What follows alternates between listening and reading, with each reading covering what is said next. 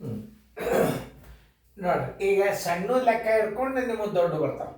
ಅಂದ್ರೆ ಯಾವ್ದು ಅಧಿಕ, ಯಾವ್ದು ಗುಣಾಕಾರ, ಯಾವ್ದು ಭಾಗಾಕಾರ, ಯಾವ್ದು ಮೊದಲು ಮಾಡಬೇಕು, ಭಾಜ್ಯ ಯಾವುದು, ಭಾಜಕ ಯಾವುದು, ಮತ್ತು ಗುಣ್ಯ ಯಾವುದು, ಗುಣಕ ಯಾವುದು, ವ್ಯವಕಲನ ಯಾವುದು, ವ್ಯವಕಲ್ಯ ಯಾವುದು, ವ್ಯತ್ಯಾಸ ಯಾವುದು ಎಲ್ಲ ತಿಳ್ಕೊಬೇಕು ನೀವು.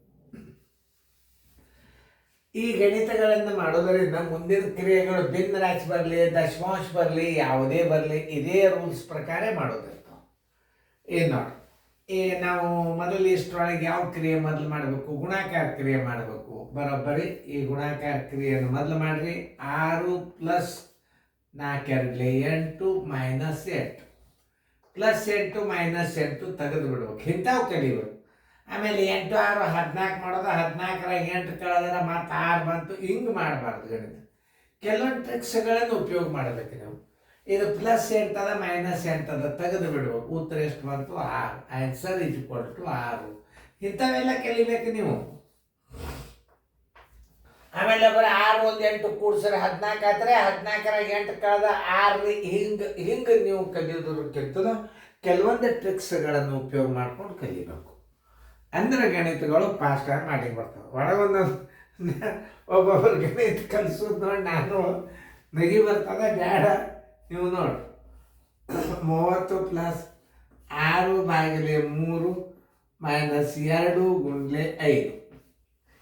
ಈಗ ಭಾಗಾಕಾರ ಕ್ರಿಯೆ ಇದು. ಇದರ ಭಾಜ್ಯ ಯಾವುದು, ಭಾಜಕ ಯಾವುದು ಅರ್ಥ ಮಾಡ್ಕೋಬೇಕು. 6 ಭಾಜ್ಯ ಭಾಜಕ ಇದನ್ನ ಡೈರೆಕ್ಟಾಗಿ ಉತ್ತರ ಇಡ್ಬೋದು.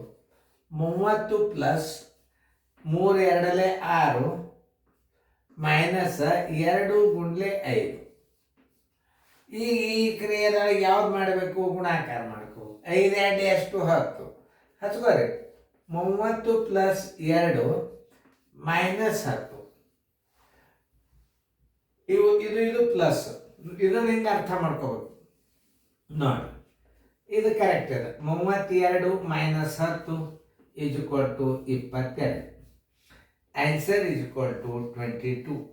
ಇಂಥವೆಲ್ಲ ಸಣ್ಣ ಲೆಕ್ಕ ಕಲಿಬೇಕು ನೀವು. ಈಗ ಮೊದಲು ಬೇಗನೆ ಅರ್ಥ ಮಾಡ್ಕೋಬೇಕು ಇವು ಗಣಿತಗಳನ್ನು ನೋಡಿ. 15 - 2 × 5 + 9.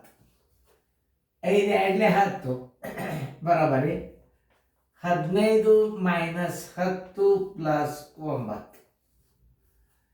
ಈ ಪ್ಲಸ್ ಯಾವ್ಯಾವು? 10 15 ಮತ್ತು 9 ಪ್ಲಸ್ ಬರ್ತದೆ. 15 + 9 -10 = 15 1 9 ಎಷ್ಟು? 24. 24 - 10 ಬರೋಬರಿ 14.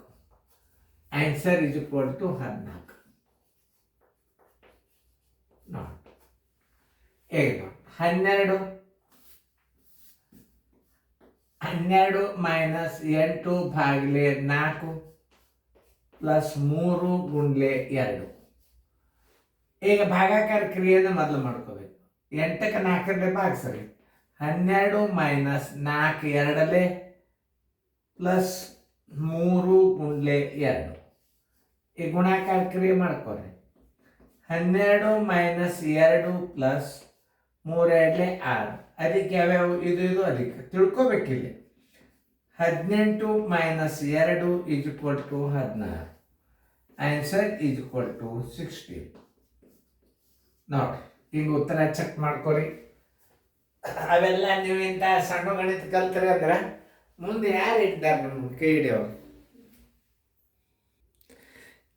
ಚೆಕ್ ಮಾಡ್ಕೊರಿ ಎಲ್ಲ ಸರಿಯಾಗಿ. ಫೇರ್ದಾಗ ಚೆನ್ನಾಗಿ ಬರ್ಕೋರಿ.